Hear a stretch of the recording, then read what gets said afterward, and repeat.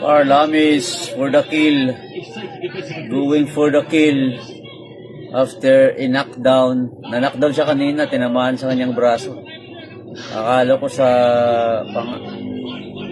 ngayon babawi siya. He's going for the kill para matapos na. Kayang-kaya yung kalaban niya eh.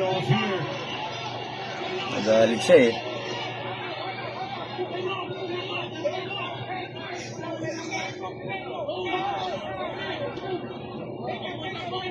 Sa budigan, kailangan budigan. Yun.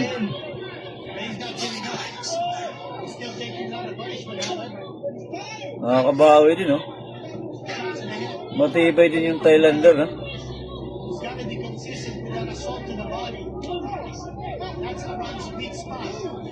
Yun.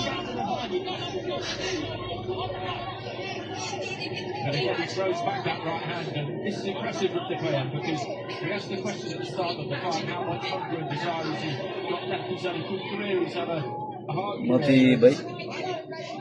He's shown us through his willingness to take the fight and really dig in here that this is still for him. Because if it wasn't, I believe it's Michael Boltzmann he'd take a seat and stay there. Oh. Grabe, oh. Parang kubra. He's still fighting back, riding forward. Buhay pa, oh. Oh, grabe yung liver shot. Abutan na naman ng 10 seconds.